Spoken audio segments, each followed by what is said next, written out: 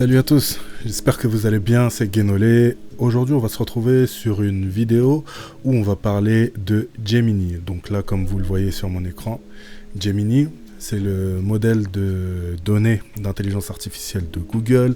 On va parler précisément de Gemini 3 qui est sorti il y a quelques jours maintenant, mais c'est un modèle qui a été attendu depuis très longtemps par la communauté dev et par les fans d'intelligence artificielle. Donc le dernier modèle à date c'était Gemini 2.5.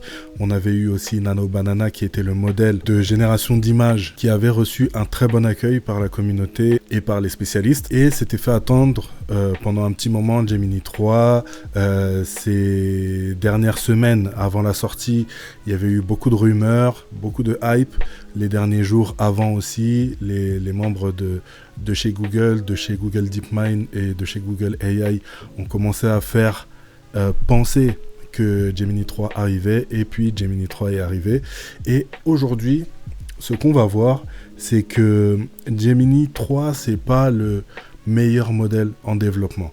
Par contre, là où il est très intéressant, c'est pour le développement front-end, et du coup, il peut aider à faire tout ce qui est maquettage, avoir des propositions. Il fait des interfaces qui sont très modernes, et ça, on va le voir à travers différents prompts que j'ai pu avoir sur les réseaux sociaux. Et on va commencer par le prompt de ce youtubeur, Brock. Donc, on va regarder le prompt qu'il avait fait, et pour ce faire, tout simplement, on va le faire directement dans l'application Gemini. Là, ce qui va être intéressant de le faire dans l'application Gemini, c'est pour montrer que même avec l'application entre guillemets mainstream, donc accessible à tout public, on peut avoir des résultats qui sont très bons. Donc pour ça, il faut bien évidemment mettre le mode raisonnement, activer le mode canvas, parce que c'est le mode qui va permettre à Gemini de pouvoir coder. Et du coup, on va voir à chaque fois les résultats de ce qui sort en un seul essai. Donc on va jamais retoucher à quoi que ce soit, on va juste regarder qu'est-ce qui est généré avec les prompts qui sont donnés en un seul essai. Donc là, comme je l'ai dit, c'est pour faire un site Swiss Style pour une agence de marketing d'influenceurs. Il faut que le design soit moderne, avec des typos qui sont spéciales, en noir et blanc, qui soit minimal, moderne, ultra clean, esthétique, et que ça sente le premium. Donc voilà. Et là, juste pour regarder, hein, comme lui le dit, là, ce qu'on voyait juste avant, c'était à peu près ce que tous les modèles d'IA codaient. C'était des interfaces qui se ressemblaient beaucoup, et c'était assez impersonnel et pas ultra moderne. Ça se voyait beaucoup que c'était généré par IA. Ça faisait plus ou moins le job, mais on voyait quand même que c'était généré par IA.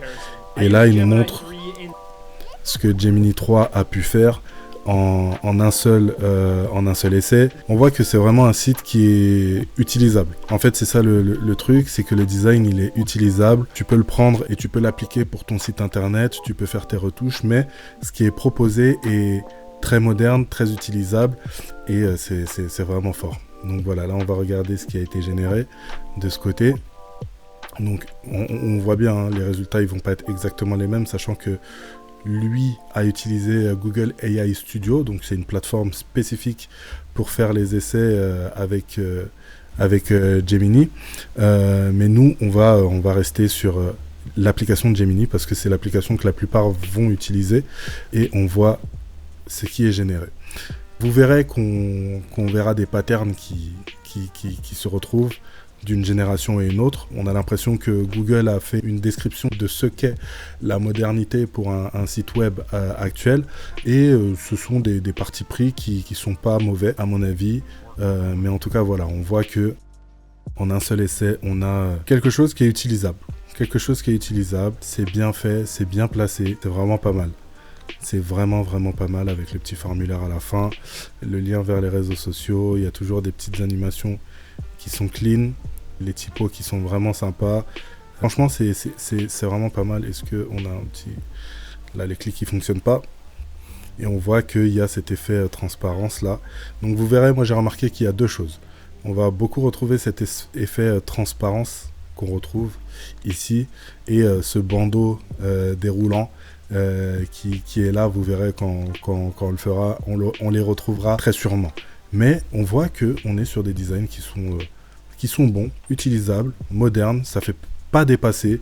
Et on a vu que c'est en un essai. Donc on va regarder les autres prompts. Voilà, donc on va faire ça et ne pas oublier d'activer le mode Canvas. Là c'est très simple, créer un site esthétique pour un musée. Donc, je pense que c'est plutôt Dutch, comme ça.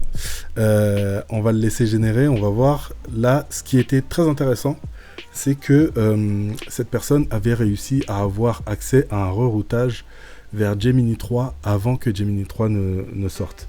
On était tous étonnés parce qu'on voyait très bien qu'il y avait marqué Gemini 2.5 Pro, mais on voyait quand même que ce qui était généré était très loin des standards de ce qui se faisait à ce moment-là par les modèles d'intelligence artificielle. Et du coup, il a pu partager son script et c'est là que j'ai pu récupérer. Mais on voit que c'est ultra propre. C'est ultra propre. Ce qui a été fait, ce qui a été généré pour le site, c'est très design. Je trouve que c'est très moderne. Et c'est largement utilisable. C'est largement utilisable ce qui est proposé.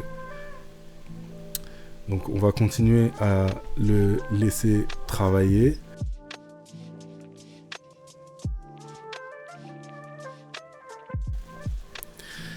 Ok. Du coup on voit que là le site a été généré. Déjà vraiment sympathique. Vous voyez, hein, là on n'a fait quasiment aucune description de ce qu'on attendait en tant que résultat. Et en tant qu'esthétique, mais on voit qu'il y a déjà des choses. Donc là c'est dommage, on les voit pas bien, mais il y a un header avec des sections qui sont un peu trop transparentes, mais ça c'est comme je vous ai dit, j'ai l'impression que c'est quelque chose qui est donné en instruction sur les entraînements. On retrouve aussi, comme je vous disais, le bandeau qui se déroule, et là c'est plutôt sympa, voilà, avec une présentation, j'imagine, de ce qu'est l'art qui doit être. Donc là, les images qui sont là, elles sont a priori générées. Elles sont générées. Mais c'est sympa. Donc voilà, là, il manque les images. À nous de les rajouter. Mais il y a déjà toutes les animations. Hein. On le voit quand on met la souris dessus, avec l'icône qui s'agrandit. Les textes qui ont des bonnes typos, des bonnes couleurs, des dates pour récupérer ces tickets, donc les formulaires, les heures d'ouverture. C'est, comme je l'ai dit, c'est propre, c'est moderne, c'est utilisable. Ça a été fait en un prompt. Celui-là, il fait un peu plus générique. Là, c'était vraiment chiadé hein, comme design, c'était ultra intéressant. Mais vous verrez qu'on n'obtient pas toujours les mêmes résultats. Même là, si je relance un prompt, j'obtiendrai un autre résultat pour le même prompt. Mais voilà, ça permet de se projeter, ça permet d'avoir des idées, ça permet de commencer à créer quelque chose à partir de ce que Gemini propose. Voilà, donc comme on l'a dit, on peut modifier ce qui a été mis, etc. Là, pour celui-là, hop, on va prendre le prompt et on va voir ce qui devait être généré. Hop, on copie-colle le prompt, on n'oublie pas notre petit mode canvas et on génère. Et là, ouais, ce qui était intéressant, je me rappelle, c'était l'animation de démarrage. J'avais beaucoup aimé. Vraiment cool. Et puis le design de manière générale, hein, c'est vraiment top, c'est vraiment bien fait. Bon, donc là, on voit que quand même, quand la souris n'est pas sur un élément, on la voit plus. Mais c'est plutôt bien fait, je trouve. C'est plutôt bien fait. On va laisser Gemini travailler. Mais là, voilà, il a demandé de faire une page web néo-brutaliste, de faire en sorte que ce soit extrêmement créatif et de pousser les limites autant que possible avec des animations fluides, des couleurs extravagantes, d'utiliser Tailwind et de faire en sorte que ce soit responsive. Voilà. Donc ça, c'est les instructions qui ont été données. On va voir ce que Gemini va nous proposer. Ok, c'est parti. On voit qu'on a une petite animation. Hop, tout apparaît de manière logique. On voit que la scroll bar a été designée aux couleurs du site. C'est vraiment très créatif. On voit qu'on a aussi notre petit curseur qui ressemble un peu à ce qu'on avait eu pour le site du musée. Mais voilà, c'est vraiment cool. Des animations partout. Le petit bandeau déroulant. Ok, là les sections, elles défilent quand je scroll. C'est vraiment pas mal. C'est vraiment pas mal. Donc là, il manquait pas mal de choses. Le petit formulaire à la fin. Quand on passe la souris dessus qui s'ajuste. Et le footer, c'est propre. C'est vraiment propre. On peut le prendre et l'utiliser pour notre site. Franchement, c'est carré hein, pour quelqu'un qui a besoin de quelque chose d'aussi esthétique. C'est vraiment bien fait, surtout des animations comme ça qui sont faites en avance. C'est vraiment pas mal. Après, il faut s'y connaître pour retoucher un peu ou alors continuer à écrire des instructions pour que les choses qu'on veut modifier soient modifiées par Gemini. Mais c'est largement utilisable en l'état. Là, ce prompt, hop, je vais le prendre. Ce que j'avais aimé, c'était la petite animation qu'on a derrière. En plus du fait que le site soit stylé, on prend le prompt, on active le mode canvas comme d'habitude, on le copie-colle. Mais ouais, là, ce que j'avais beaucoup aimé, c'était ce côté de l'animation qui avait été créée. Le site était très propre.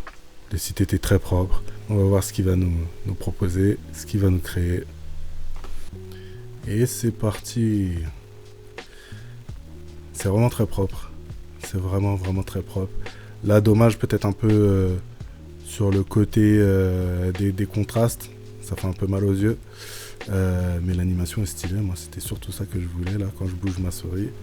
C'est vraiment sympa. Après, on retrouve toujours notre petit curseur que Gemini 3 semble énormément aimer. Mais ouais, c'est propre.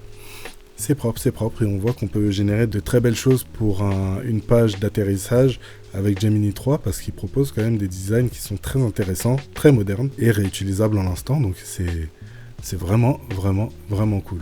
Donc voilà, là on a fait un peu le tour sur ce qui peut être utilisé. Comme je le disais, vous pouvez aussi aller sur le site de Google AI Studio. Donc aistudio.google.com, c'était quelque chose que j'avais découvert quand j'étais allé à Berlin lors de la Google I/O Connect, qui avait été présenté et qui expliquait ce que c'était. Donc c'est un bac à sable où on peut tester les différents modèles de Google et voir ce dont c'est capable. Donc j'avais testé des choses dessus, notamment pour des sites. Je pense qu'il prend un peu plus son temps, donc il propose des choses qui sont un peu plus chiadées. Mais la plupart des personnes utiliseront l'application de Gemini comme ils utilisent l'application ChatGPT, par exemple. Et c'est là où, si Google arrive à faire des choses qui sont intéressantes, comme on voit que c'est le cas, par exemple, pour du design front-end et des pages d'atterrissage, ça peut être extrêmement intéressant pour les gens, pour se projeter, pour faire du maquettage, pour avoir des idées de ce qu'ils aimeraient pour des sites internet, pour des pages de sites internet. C'est interactif et c'est intéressant. À savoir aussi qu'on a la fonctionnalité vue dynamique et si je fais explique-moi la propagation de la lumière dans le système solaire. Voilà, donc il va essayer de créer une vue dynamique, c'est un genre de site internet interactif qui va nous expliquer ce qu'on est en train de lui demander et c'est vraiment cool, on va voir le résultat tout à l'heure. Du coup, ce qui avait été annoncé, donc c'était le modèle de données Gemini 3, donc avec Gemini 3 Pro. Il y a eu l'éditeur de texte Google Antigravity qui est très intéressant, qui est utilisable pour la modique somme de 0€ par mois, mais avec des modèles comme Gemini 3 Pro, Claude Sonnet 4.5 et GPT OSS. Donc Gemini 3 Pro, j'ai déjà atteint les quotas à plusieurs moments, mais jamais pour Sonnet 4.5 ou pour GPT OSS. Donc ça peut être très intéressant de le tester. C'est un IDE qui est fait pour le vibe coding vraiment. Donc donner des instructions et voir l'intelligence artificielle coder les choses, lui donner des retours, etc. On peut avoir un contrôle aussi si on veut coder. Mais l'idée c'est vraiment d'avoir des agents et de le laisser faire sa tambouille dans son coin jusqu'à voir le résultat et lui montrer ce qui ne va pas, lui mettre des annotations, lui montrer visuellement sur le site internet ce qui ne va pas. Là, c'est vraiment pas mal et on va continuer de les laisser travailler dessus parce qu'ils sont à l'écoute de la communauté et ils mettent à jour les choses assez régulièrement. Il y a eu l'annonce aussi du coup de Nano Banana Pro qui est basé donc sur Gemini 3 et qui fait une génération d'images qui est très avancée, très intéressante. Donc voilà, pour du maquettage, je trouve que ça peut être intéressant, notamment avec l'outil Stitch qui permet d'avoir une génération de maquettes un peu comme sur Figma. Et après, on peut le passer par exemple sur Antigravity ou récupérer les fichiers pour continuer à travailler dessus en local. Voilà. Donc en tout cas, Google est en feu ces derniers temps. Ils ont annoncé pas mal de choses, notamment aussi côté smartphone. On verra ça dans d'autres vidéos ou dans des shorts. On va juste voir le résultat. Donc là, voilà, on voit ce qui se passe. Ok. En fait, hop. Donc là, on voit la distance parcourue par la lumière et comment elle arrive sur la planète qui a été choisie. Donc par défaut, c'était la planète Terre, là où on vit. On a différentes explications de comment ça fonctionne, etc. Et ça, on peut le faire pour tout, hein. L'explication des neurones, l'aérodynamique, etc. Et c'est très bien fait. On a cette fonctionnalité directement dans Gemini sans passer par d'autres choses et c'est extrêmement intéressant, mais ça montre aussi les capacités qu'a le modèle à comprendre les choses, à expliquer les choses et à générer des choses qui peuvent être utiles pour l'utilisateur. Donc voilà, c'était ma première vidéo sous ce format, j'espère que c'était intéressant pour vous. On continuera de voir différentes technologies, différentes news à se tenir au courant. Voilà, et aussi petit instant auto-promo. Cette vidéo a été enregistrée avec le logiciel que j'ai sorti qui s'appelle Framery. C'est un logiciel d'enregistrement ou de capture photo ou vidéo dans lequel vous pouvez aussi voir vos galeries. C'est un logiciel qui me tient à cœur, voilà, qui permet de faire des enregistrements, des captures et je prévois aussi des fonctionnalités. Donc n'hésitez pas, si vous souhaitez me soutenir, vous pouvez déjà premièrement télécharger l'application, mais aussi prendre une licence qui vous donnera toutes les fonctionnalités pro qui sont prévues, donc soit en une fois ou soit par abonnement mensuel ou annuel. Donc n'hésitez pas à me soutenir, ça me permettra d'avoir des fonds, de continuer à investir, de continuer à faire des logiciels parce que du coup c'est ce que je souhaite faire à l'avenir et de continuer de proposer des vidéos intéressantes. Merci beaucoup à tous ceux qui ont suivi la vidéo, on se dit à très bientôt